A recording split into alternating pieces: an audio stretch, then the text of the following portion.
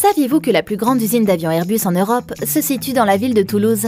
Eh oui, c'est pas moins de 700 hectares, soit 7 millions de mètres carrés qui sont consacrés à la deuxième plus grande entreprise de l'aéronautique. Si vous souhaitez savoir ce qu'il se passe dans cette gigantesque usine, de la construction à l'histoire des avions, alors restez jusqu'à la fin de la vidéo, car vous risquez d'être surpris.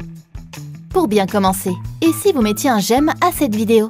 Abonnez-vous à notre chaîne Faits Divers TV pour plus de contenu. Et n'oubliez pas d'activer la cloche des notifications. Allez, on y va! C'est au cœur de l'usine Airbus de Toulouse qui est construit le plus grand modèle d'avion du monde.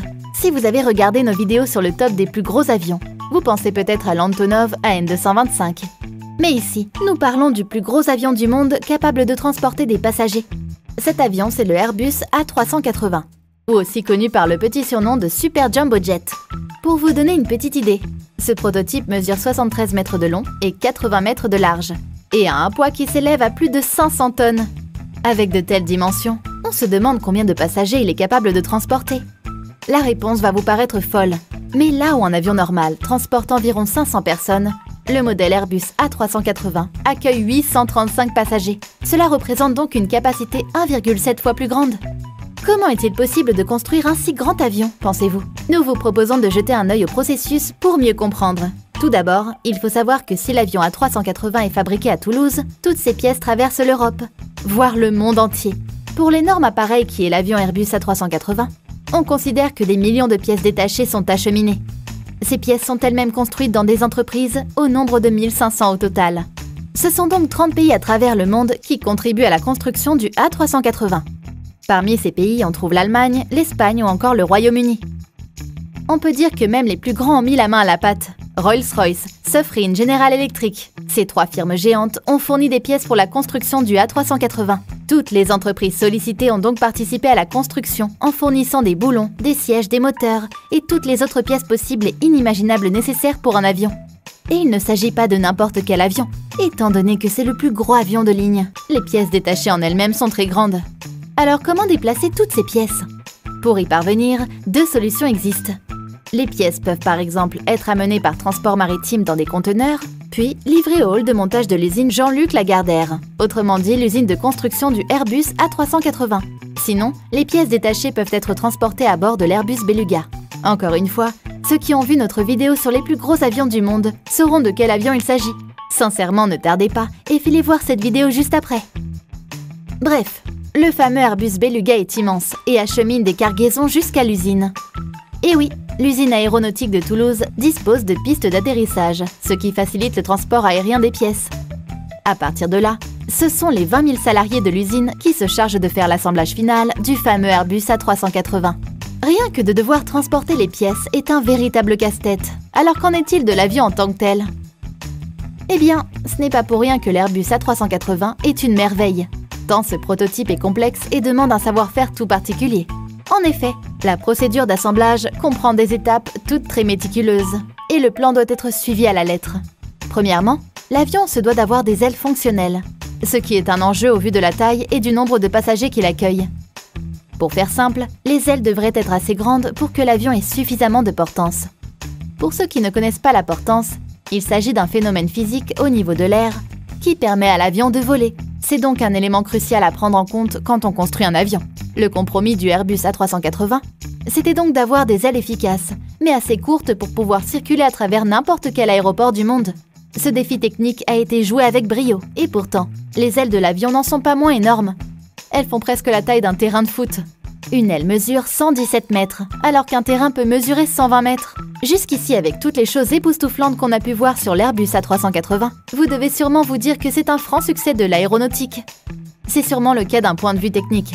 Mais le côté commercial ne semble pas très bien suivre. Un des problèmes auxquels les compagnies aériennes n'ont pas pu remédier, c'est la réparation des avions. La compagnie Air France a été l'une des premières à retirer les flottes d'avions A380, car remettre à neuf ces avions revenait trop cher. D'autres compagnies prennent des positions complètement différentes, comme Emirates. Emirates est une compagnie classée comme l'une des plus sûres au monde. Elle est située à Dubaï et transporte une soixantaine de millions de passagers chaque année. D'ailleurs, elle figure comme l'une des 10 meilleures compagnies au monde selon l'IATA, qui est l'Association du transport aérien international. Bref, Emirates a la plus grande flotte de A380 au monde. Elle possède plus de la moitié des exemplaires existants. Elle a fait le choix, contrairement à Air France par exemple, de continuer de faire voler ses A380 à travers le monde, du moins pour l'instant.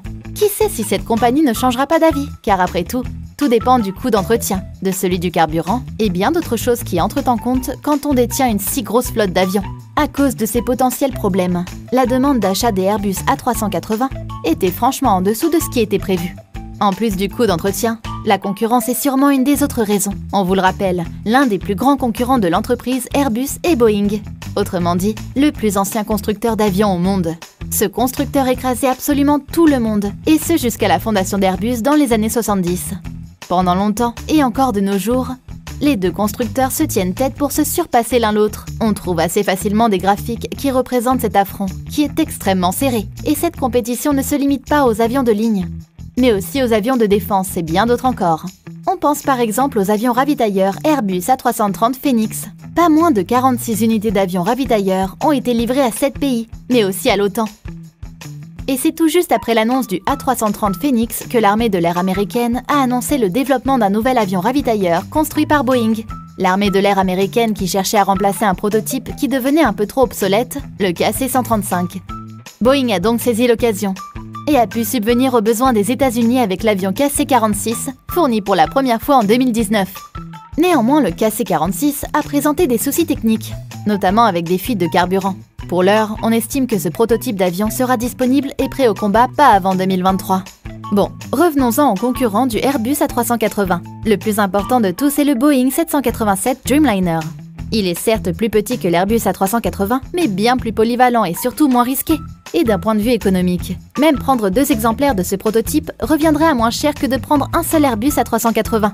En fait, le Boeing 787 est un avion plus rentable, car il utilise environ 20% de carburant en moins, ce qui permet de grosses économies pour les compagnies.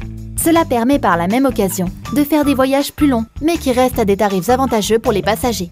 C'est donc plus qu'un atout technique, mais aussi marketing pour les différentes compagnies, comme c'est le cas des compagnies low-cost de Norvège qui ont une grande flotte de Boeing 787. Si Airbus a cessé de produire l'avion A380, la concurrence entre les deux géants de l'aéronautique demeure toujours. D'un côté, c'est cette compétition qui permet de créer l'innovation et des nouveautés technologiques dans le domaine. À chaque nouvel avion, l'autre entreprise en construit un plus sophistiqué, et ainsi va la vie. Pour les voyageurs, cette concurrence apporte aussi un avantage côté économique, car les constructeurs cherchent à faire des modèles rentables pour que les compagnies aériennes achètent leurs avions.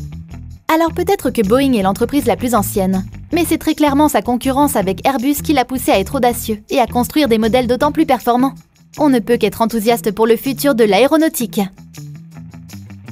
C'est donc sur cette note que nous allons finir cette vidéo.